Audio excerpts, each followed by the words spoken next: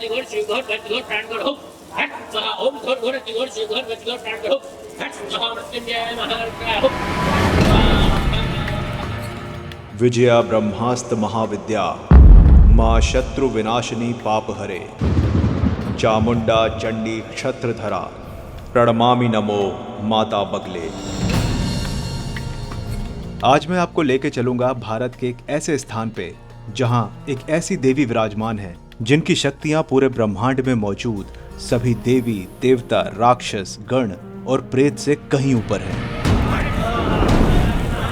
धार्मिक मान्यताओं के अनुसार महाभारत में विजय प्राप्ति के लिए युद्ध से पहले पांडवों ने जिस देवी की साधना करी थी ये वही आदि पराशक्ति है।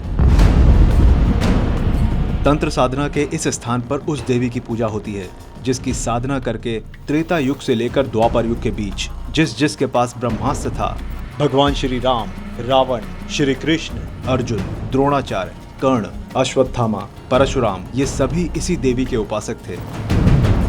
भक्ति और तंत्र में सबसे बड़ा अंतर ये है कि भक्ति में मनोकामना की पूर्ति के लिए भक्त देवताओं के पास जाते हैं, लेकिन तंत्र में देवी देवता आपके पास आकर पूछते हैं कि तुम्हारी इच्छाएं क्या है। लेकिन ये साधना इतनी भी आसान नहीं होती जितनी सुनने में लग रही है। कहते हैं कि अभी तक के सबसे बड़े विद्वान और तंत्र विद्या के साधक शिव भक्त रावण ने तो आदि पराशक्ति भगवती और भगवान शिव की 10,000 सालों तक तपस्या करी थी, तब जाकर उसे 10 सिरों का वरदान मिला था। तंत्र साधना के ज्ञान को लेकर मैं अपने अंदर उमड़ रही जिज्ञासा के साथ आज यहाँ पहुँच गया हूँ। भारत के मध्य प्रदेश में बना ये सिद्धपीठ आदि पराशक्ति भगवती परमेश्वरी माँ बगलामुखी का स्थान है।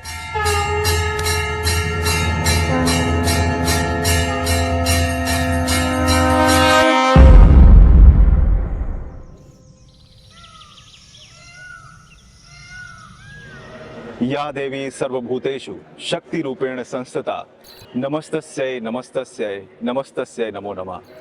मतलब जो देवी सभी प्राणियों में बल बुद्धि विद्या दया और क्षमा के रूप में विराजमान है उनको मेरा शत शत नमन। हमारे हिंदू धर्म में कहा जाता है कि आप किसी सिद्धपीठ मंदिर में जाते नहीं हैं, आपको बुलाया जाता है।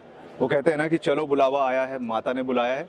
तो आज हमारा भी बुलावा आ गया है और मैं आ गया हूँ उज्जैन से कुछ 100 किलोमीटर दूर मध्य प्रदेश के नलखेड़ा गाँव में स्थित माँ बगलामुखी के दर्शन करने के लिए। अगर आप सच्चे हिंदू हैं, सनातनी हैं, तो आपने कभी ना कभी माँ बगलामुखी के बारे में जरूर सुना होगा अपने घर में किसी बड़े बुजुर्ग से या किसी दोस्तों से। और अगर नहीं सुना है तो आज के वीडियो में आपको इनके बारे में पूरी जानकारी मिल जाएगी। ये प्राचीन पांडवकालीन सिद्धपीठ मंदिर माँ बगलामुखी को समर्पित है और ये माँ दुर्गा की 10 महाविद्याओं में से 8वीं सबसे शक्तिशाली विद्या के लिए जाना जाता है। ये मंदिर जाना जाता है यहाँ पर होने वाले दिव्य हवन और पूजन के लिए। अभी मैं आपको मंदिर के अंदर लेकर चलूंगा, तब यहाँ की इंटेंसिटी, यहाँ की जो वाइब्रेशन है आपको समझ में आएगी। मैं अभी बस इस मंदिर में आया ही हूँ और अंदर मैं अभी दर्शन करके आया था, तो अंदर आते ही मुझे कुछ एक वाइब्रेशन से फील होने लगी, पॉजिटिव एनर्जी फील होने लगी। और मैं पूरी कोशिश करूंगा कि आप भी इस वीडियो में बिल्कुल वैसा ही फील कर पाओ, वैसी एनर्जी को फील कर पाओ जो मैं यहाँ पर फील कर रहा हूँ। तो अगर आप माँ बगलामुखी के बारे में और भी ज्यादा जानना चाहते हैं, उनके चमत्कारों के बारे में जानना चाहते हैं या उनकी कृपा लोगों पर कैसे बरसती है इस बारे में जानना चाहते हैं, तो इस वीडियो को पूरा जरूर देखिएगा। तो शुरू करते हैं आज का ब्लॉग और बाकी बातों की शुरुआत भी हम करेंगे हर बार की तरह रास्ते से। चलो।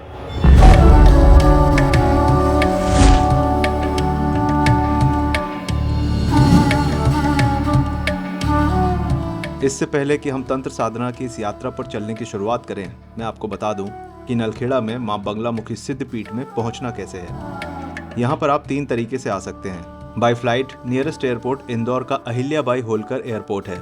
एयरपोर्ट से बाहर निकलते ही आपको नलखेड़ा के लिए डायरेक्ट टैक्सी, कैब और बस इजीली मिल जाएंगी। और बाय ट्रेन आने के लिए नजदीकी रेलवे स्टेशन उज्जैन और देवास का है, जहाँ से ये धाम 100 से 110 किलोमीटर की दूरी पर है। स्टेशन से बाहर निकलकर भी आपको नलखेड़ा के लिए डायरेक्ट कैब, टैक्सी और बस मिल जाएगी।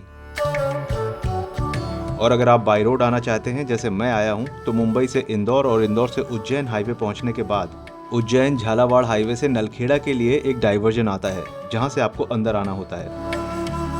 इस तरीके से आप आसानी से नलखेड़ा में मां बगलामुखी धाम तक पहुंच सकते हैं। वैसे तो ये एक छोटा सा टाउन है, तो यहाँ रुकने के लिए बहुत बड़े होटल्स तो नहीं, पर अच्छे डिसेंट लॉज और गेस्ट हाउस आराम से मिल जाएंगे। मैंने जिस गेस्ट हाउस में स्टे किया उसकी डिटेल्स आप डिस्क्रिप्शन में चेक कर सकते हैं। तो अभी मैं माँ बंगलामुखी माता के मंदिर परिसर के अंदर आ गया हूँ और अंदर आते ही सबसे पहले आपको यहाँ पर एक बड़ा सा दीप स्तंभ देखने के लिए मिलता है, जहाँ पर दिए जलाए जाते हैं। फिलहाल तो अभी इसमें दिए नहीं जल रहे हैं क्योंकि दिन का समय है, लेकिन यहाँ पर जब कोई पूजा वगैरह होती होगी, जैसे नवरात्र वगैरह, तो आई एम श्योर यहाँ पर दिए जलाए जाते होंगे। और दीप स्तंभ के ठीक सामने माता का मुख्य मंदिर है, मुख्य द्वार यहाँ से ही है। अंदर जाकर आपको गर्भगृह देखने के लिए मिलता है, वहीं जाकर आप माँ के दर्शन करते हैं। जयति जय मां भगवती काली दुर्गा महेश्वरी मां। और आज वीकेंड है तो काफी ज्यादा भीड़ आई हुई है। जो आसपास के लोग हैं, लोकल लोग हैं, वो सब यहाँ पर दर्शन करने आए हैं। माँ बगलामुखी को पीताम्बरी देवी भी कहा जाता है। तो यहाँ पर जब आप आते हैं तो इन्हें पीली चीजों का ही प्रसाद चढ़ता है, मतलब पीले फूल, पीले लड्डू हो गए या पीली हल्दी हो गई, और पीले वस्त्र पहनकर अगर आप आते हैं तो बहुत अच्छे से पूजा सफल होती है, ऐसा माना जाता है। वैसे पूरे भारत में बगलामुखी माता के 3 मंदिर हैं। एक कांगड़ा हिमाचल प्रदेश में, दूसरा दतिया मध्य प्रदेश में, और तीसरा ये जो आगर जिले के नलखेड़ा मध्य प्रदेश में आता है, जिसकी मान्यता सबसे ज्यादा है। हे जगदम्बा तू ही भवानी सुर नर मुनि जन माने। माँ बगलामुखी का जो मुख्य मंदिर है उसके बाईं ओर आपको राधा कृष्ण जी का एक मंदिर देखने के लिए मिलेगा, और उसके राइट हैंड साइड पे हनुमान जी का, बजरंगबली का। और मंदिर की परिक्रमा कर जब आप वापस आते हैं, पूरी परिक्रमा करने के बाद, पीछे आपको यहाँ पर भैरव महाराज जी का भी मंदिर देखने के लिए मिलता है। मंदिर के अंदर भैरव महाराज जी विराजमान है, जिनके दर्शन आप बगलामुखी माता के दर्शन करने के बाद आकर करते हैं। और भैरव जी की मूर्ति के सामने जो भैरव जी का वाहन है, तो वो भी एक छोटी सी मूर्ति वहाँ पर लगी हुई है, क्यूट सी। और मंदिर का जो पिछला हिस्सा है, उसके पीछे जब आप जाकर देखेंगे तो यहाँ पर आपको हवनशाला देखने के लिए मिलती है। बहुत दूर दूर से लोग यहाँ पर आते हैं, यहाँ का जो हवन पूजन है उसको विधि विधान से कराने के लिए। वैसे अगर इस मंदिर की प्रख्याति की बात करूं तो लोकल लोग तो यहाँ पर पहले से ही आते थे, लेकिन अब धीरे धीरे यहाँ पर पूरे भारत से लोग यहाँ पर आना शुरू हो गए। अभी भी आप देखिए पीछे जो यज्ञशाला बनी हुई है, यहाँ पर कितनी भीड़ है, कितने सारे लोग आए हुए हैं। शत्रुणाम ओम कृतज्ञाय नमः कृतज्ञने तुमलका महंता देवता देव मम रक्षां करो करो परिवार सिद्धो खान खान मार मार धात धात ओम क्लीं ओम।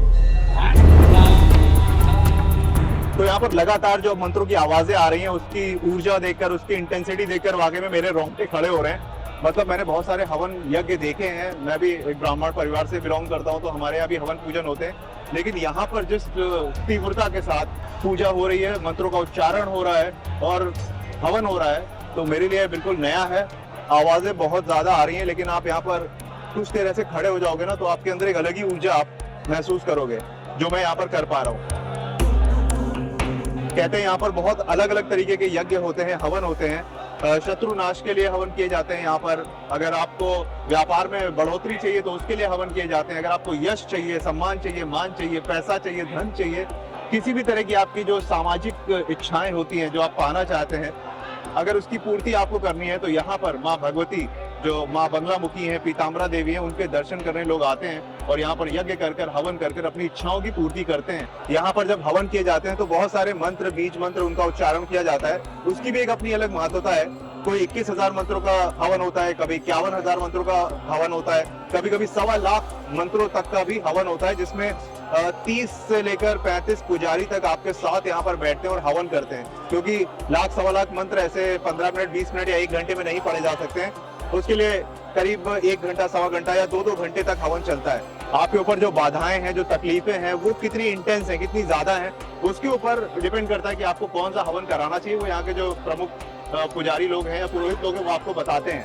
उसकी जो बाकी प्रक्रिया है, जो भी प्रोसेस है, वो तो हम पंडित से चलकर जानेंगे। लेकिन माहौल कुछ ऐसा रहता है कि आप 2 घंटे अपना हवन करते हैं, उसके बाद तुरंत सफाई हो जाती है, उस हवन कुंड की वापस उसे शुद्ध किया जाता है और उसके बाद वहां पर अगला हवन करने के लिए लोग आ जाते हैं। बाकी यहाँ पर पंडित जी हैं, उनसे मैं चलकर बात करता हूँ और काफी सारे सवाल मेरे अंदर और भी उठ रहे हैं यहाँ पर आने के बाद, तो उनसे मिलकर यहाँ के बारे में थोड़ा और जानते हैं। ओम घोर घोर अतिघोर श्रीघोर वज्रघोर प्राणघोर हट स्वाहा। ओम घोर घोर अतिघोर श्रीघोर वज्रघोर प्राणघोर हट स्वाहा। मृत्युंजय महारुद्राय हट स्वाहा। मृत्युंजय महारुद्राय हट स्वाहा। मृत्युंजय महारुद्राय हट स्वाहा। तो अभी हमारे साथ पुरोहित पंडित श्री कृष्णकांत दधीची जी हैं। ये इस मंदिर के पुरोहित हैं और यहाँ पर जितना भी हवन पूजन का कार्य होता है, इन्हीं के द्वारा संपन्न होता है। मेरे बहुत सारे सवाल भी हैं, एक्चुअली मैं काफी ज्यादा क्यूरियस हूँ यहाँ आने के बाद। तो कुछ सवाल है जो मैं आपसे पूछना चाहता हूँ, आपका समय लेके। तो पहले तो आप इस मंदिर के बारे में बताइए, मंदिर का इतिहास क्या है और यहाँ की जो महिमा है, यहाँ की जो मान्यता है वो क्या है, और इसे प्राचीन पांडवकालीन सिद्धपीठ मंदिर कहा जाता है, तो उसके पीछे क्या कारण है? देखिए, मुख्य रूप से माँ बगलाम की तंत्र की राष्ट्रीय देवी है। तंत्र में माई का मुख्य स्थान है। 10 महाविद्याओं में से 8वीं महाविद्या माँ बगलाम की है, जो शमशान के मध्य में स्वयंभू के रूप में यहाँ विराजमान है। यहाँ विशेष करके माई का अनुष्ठान, यज्ञ आदि कर्म के लिए ही लोग विशेष रूप से आते हैं। मंदिर के अंदर 3 मूर्तियां हमने देखी, तो ये तीनों मूर्तियां जो है एक ही 3 माता का स्वरूप है। स्वरूप है? माता त्रिगुणात्मक शक्ति है, माता लक्ष्मी, माता सरस्वती और महाविद्या माँ बगलाम की। जैसे शिक्षा प्राप्ति के लिए माँ शारदा की उपासना होती है। सरस्वती। जैसे कोई कलाकार है, कोई आकर्षण के लिए कर रहा है, कोई व्यापारी है तो माता लक्ष्मी की कृपा होती है। कोई राजनेता है जिसके शत्रु ज्यादा है, या कोई व्यापारी है, या कोई ऐसा व्यक्ति है जिसको हजारों लोगों में बीच में रहकर अपना वर्चस्व बनाना है, तो शत्रु रहते हैं, षड्यंत्र होते हैं। तो माँ बगलाम की तीनों देवियां माता की उनके ऊपर विशेष कृपा रहती है। ये पूरा ही मंदिर शमशान में है, शमशान भूमि के आसपास बना हुआ है। बिल्कुल बिल्कुल। माता लक्ष्मणा नदी के किनारे शमशान के मध्य में स्वयंभू के रूप में माँ बगलाम की त्रिगुणात्मक शक्ति माता लक्ष्मी, माता सरस्वती और माता बगलामुखी के रूप में विराजमान है। और यहाँ पर मैं देख रहा हूँ काफी सारे हवन कुंड बने हुए हैं। हवन के बारे में आप थोड़ा बताइए कि कैसे किया जा यहाँ सकता पे है? जो हवन होता है, जैसे काली मिर्च है, पीली सरसों, इन सभी का उतारा होता है। मुख्य रूप से शत्रु विनाश के लिए विशेष माता बगलामुखी का जो प्रत्यंगिरा मंत्र, इन सभी का अलग अलग जड़ी बूटी औषधियों से प्रयोग होता है। हाँ, ये मैं देख पा रहा हूँ काफी सारी यहाँ पर जड़ी बूटियां भी रखी हुई है। जी जी, अलग अलग कुछ कार्य के विशेष लिए विधि होती है? हाँ जी, अलग अलग कार्य के लिए अलग अलग सामग्री का प्रयोग होता है। अच्छा। आज कलयुग है, कलयुग में हर व्यक्ति दुखी है। कोई शत्रु पीड़ा से दुखी है, कोई लोगों के द्वारा अपने व्यापार पे किए हुए तंत्र क्रियाओं से दुखी है, कोई किसी को संतान प्राप्त नहीं हो रही है, किसी का कार्य सिद्ध नहीं हो रहा है, कोर्ट केस या चुनाव, कोई मेहनत कर रहा है, बस उसको पद प्रतिष्ठा जो प्राप्त होना चाहिए वो प्राप्त नहीं हो रहा है, क्योंकि लोगों ने इतने षड्यंत्र कर रखे, इतनी चीजें उनके ऊपर बांध रखी है। तो उन सब के निवारण के लिए लोग यहाँ आते हैं। अलग अलग कार्यों के लिए अलग अलग पूजन पाठ यहाँ पे होता है। विदेशों से लोग आते हैं, विशेष करके अलग अलग राज्यों से आते हैं तंत्र पीड़ाओं का निवारण करने के लिए। अपने कुल देवता, कुल देवी, नवग्रह मंडल देवता, कुल के भैरव देवता श्री हनुमान जी महाराज, इन सभी का भी विशेष करके इसमें हवन होता है। यहाँ पर हवन से रिलेटेड एक और सवाल मेरे मन में था, एक साथ यहाँ पर कितने हवन हो सकते हैं? हाँ, पहले तो नवरात्र में भीड़ हुआ करता था, लेकिन अभी प्रतिदिन भीड़ रहता है। अच्छा। मतलब आप डेली के 100 से 300 हवन डेली के हो ही जाते हैं। अच्छा। और पहले ऐसा होता था कि सामान्य दिनों में मंदिर खाली रहता था और नवरात्र में भीड़ होती थी। लेकिन माई की महिमा, दुखी लोग खुश होकर जा रहे हैं, उनके कार्य सिद्ध हो रहे हैं।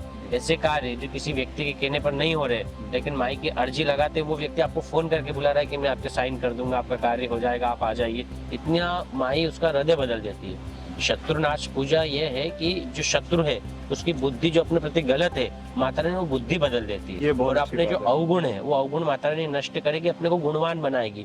मतलब जैसा इन्होंने बताया कि शत्रु नाश का मतलब ये नहीं कि किसी आदमी का नाश करना है, आपके जो विचार है, नेगेटिव थॉट्स जो है किसी के अंदर आपको लेके उसका नाश होता है। तो ये प्रक्रिया करके यहाँ पर इस तरह से हवन यज्ञ पूजन किया जाता है। बिल्कुल बिल्कुल।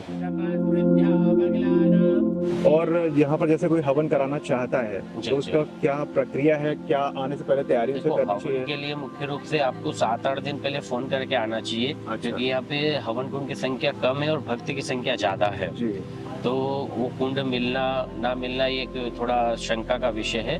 तो आप अगर पहले से सारी व्यवस्थाएं सुचारू रूप से व्यवस्था फोन करके बुकिंग करके आओगे तो अपना कुंड नंबर, स्लॉट नंबर ये पहले से बुक हो तो ये जाएगा। ऑनलाइन बुक हो जाता है? ऑनलाइन बुक करना पड़ता है, पंडित जी के माध्यम से बुकिंग होता है। और मतलब जो मैंने विशेष जानकारी इसलिए पूछा था कि जैसे मुझे क्या नॉलेज होनी चाहिए अगर मैं आ रहा हूँ हवन करने के लिए? ये अच्छा प्रश्न आपका है। जैसे कोई अनजान व्यक्ति पहली बार मंदिर आ रहा है, मुख्य रूप से अगर महिला है तो पीला साड़ी, पीला कुर्ता पजामा पहनकर आए, और पुरुष है तो धोती और गमछा और कुर्ता, पीला कुर्ता ये पहनकर आए। अच्छा। क्योंकि माई का एक नाम पीताम्बरा भी है। पीले वस्त्र, पीली सामग्री, पीले पुष्प, पीले ही कलर की वस्तुओं का माई के अनुष्ठान में प्रयोग होता है। तो उससे क्या है कि एक ऊर्जा रहती है। अच्छा। जो कार्य अपन 10 बार करेंगे, पीले वस्त्र धारण करके करेंगे, वो एक बार में सिद्ध हो जाता है।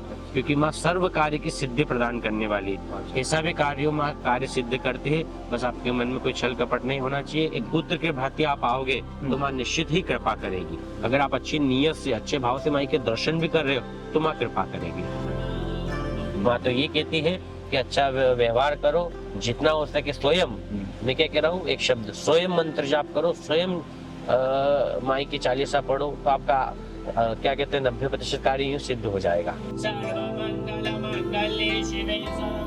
यहाँ पर अभी मैंने सुना है पिछले काफी समय से बहुत सारे बड़ी हस्तियां जो है, सेलिब्रिटीज हो गए या फिर कोई राजनेता हो गए, पॉलिटिशियंस हो गए, बहुत ज्यादा आते हैं और ऐसा भी सुना है कि मैंने गुप्त रूप से आते हैं, तो इसका कोई विशेष कारण है? माता बगलामुखी यहाँ पर आकर? गुप्त पूजा है। आप गुप्त रूप से आइए, छोटे बच्चे बनकर आइए, माई के दर्शन कीजिए, उसकी ज्यादा प्रचार नहीं अपने करना। प्रचार नहीं करना, चर्चा नहीं करना। आप यहाँ से हवन करा के अपने व्यापार में जा रहे हो, अपने मित्रों को बता रहे हो कि मैंने इतना बड़ा नष्ट नहीं करना, ऐसा बात नहीं करनी चाहिए। इससे ऊर्जा क्षय होती है, ऊर्जा नष्ट होती है, तो गुप्त रखिए। ये गुप्त विद्याएं हैं, आज से पूर्व में कोई नहीं बताता था। बगलामुखी गुप्त पूजाओं में ही विशेष स्थान है। आज भी काफी राजनेता, काफी सेलिब्रिटी, काफी चर्चित जो वीआईपी लोग रहते हैं, वो गुप्त रूप से आते हैं।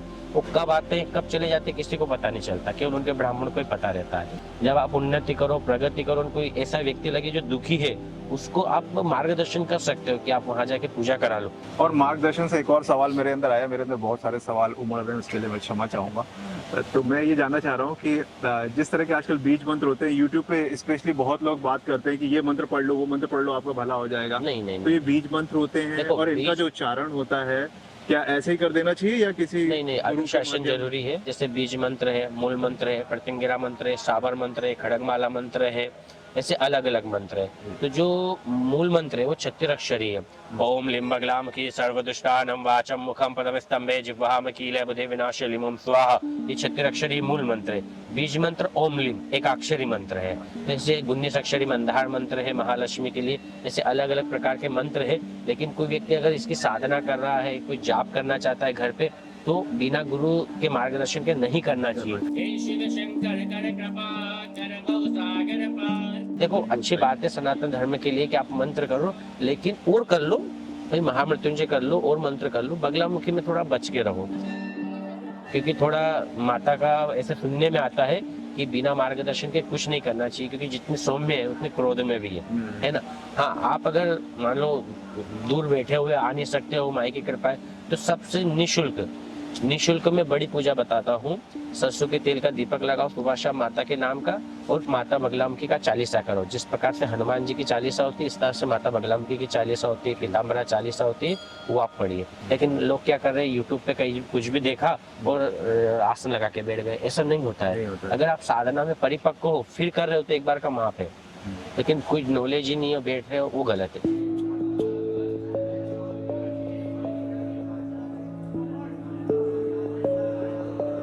तो अभी मैं हवन कुंड के सामने आ गया हूँ और यहाँ पर पंडित जी ने हवन पूजन का व्यवस्था यहाँ पर कराई है हमारे लिए। तो जैसा उन्होंने बोला भी था कि जब आप पूजा करते हैं, हवन करते हैं, तो बहुत ज़्यादा इसको शो ऑफ करने की ज़रूरत नहीं है। तो कुछ विजुअल्स मैं आपके साथ शेयर करूँगा। एक पूजा है छोटी सी, वो भी मैं करा लेता हूँ और उसके बाद फिर आपसे मंदिर के प्रांगण में कहीं परिसर में मिलता हूँ।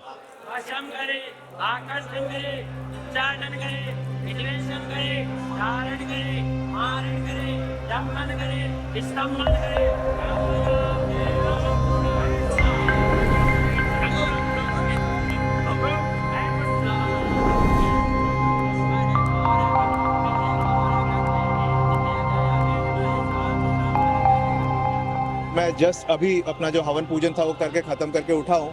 ये एक्सपीरियंस लिटरली इतना मैस्मराइजिंग है, इतना दिव्य है, डिवाइन है। मतलब आप यहाँ पर आकर जो फील करोगे, वो एनर्जी को मैं दिखाने की कोशिश कर तो रहा हूँ, पर मुझे लगता है कि जो चीज़ आप यहाँ पर आकर फील करोगे वो बिल्कुल अलग होगी। वो शायद कैमरे में आप उतना ना समझ पाओ, या मैं जस्टिफाई ना कर पाऊँ, कैमरा जस्टिफाई ना कर पाए।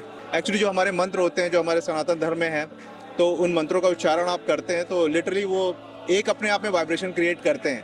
तो मैं मंदिर के जाके दर्शन करता हूँ बगलामुखी माता के, और उसके बाद फिर सीधे मैं आपसे बाहर कनेक्ट करता हूँ चल के। जय माता दी।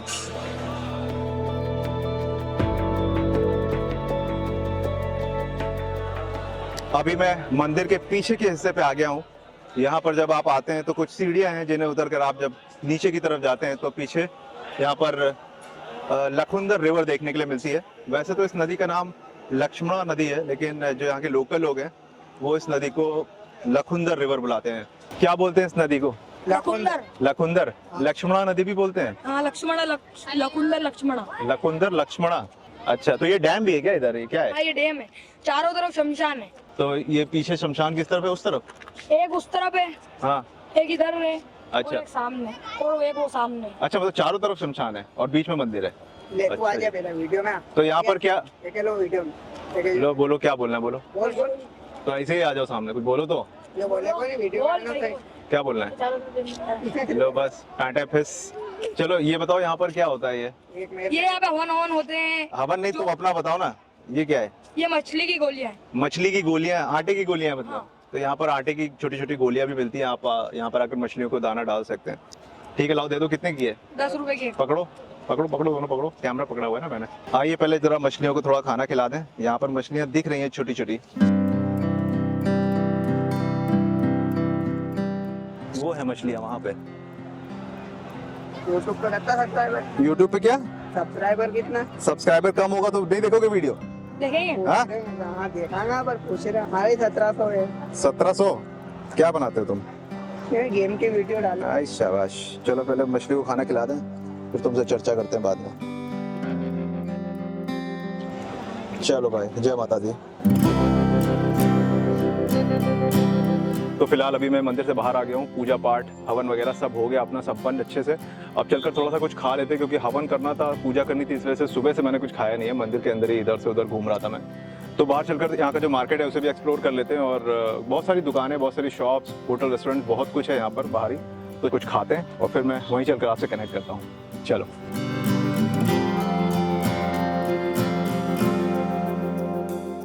तो यहाँ पर अभी मैंने मंगाई है एक मारवाड़ी डिश, मारवाड़ी कुजीन, इसको बोलते हैं दाल बाफले। और होटल भी काफ़ी अच्छा है, जैन भोजनालय इस होटल का नाम है। और यहाँ पर जैन फूड, सात्विक खाना मिल गया। बेसिकली ये दाल बाफले जो होते हैं दाल के ही बनाए जाते हैं। और जैसे दाल बाटी को रोस्ट करते हैं, कोयले के अंदर डालकर बेक करते हैं, इसको जो पानी गर्म करने के बाद जो स्टीम निकलती है उसमें इसको पकाया जाता है, उसके बाद इसे रोस्ट किया जाता है।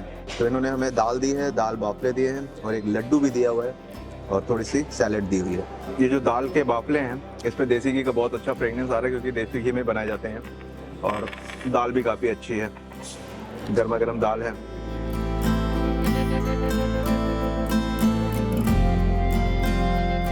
ये जो पूरा धाम बना हुआ है तो बहुत छोटा सा, लेकिन 1 किलोमीटर के दायरे में आपको यहाँ पर सब कुछ मिल जाएगा। सामने यहाँ पर पेट्रोल पंप है इंडियन ऑयल का, बगल में HDFC का ATM है और भी बहुत सारे ATMs हैं। ये जो पूरी जगह है बेसिकली यहाँ पर लोग माँ बगलामुखी के दर्शन करने ही आते हैं, लेकिन व्यवस्था यहाँ पर आपको सारी मिलेगी। हर तरह की शॉप, दुकानें, होटल, रेस्टोरेंट बहुत सारे मिल जाएंगे। तो आराम से मतलब आप 2 दिन भी यहाँ पर बिताएंगे तो किसी चीज़ की कमी महसूस नहीं होगी, सब कुछ है यहाँ पर आसपास। और खाना भी बहुत अच्छा है। थोड़ा सा लड्डू भी ट्राई करते हैं यार, लड्डू बड़ा सही दिख रहा है। ये रवा का लड्डू है, सूजी का लड्डू। सूजी नहीं, सूजी, सूजी बोल रहा हूँ। तो ये रवा का लड्डू है जिसको सूजी बोलते हैं।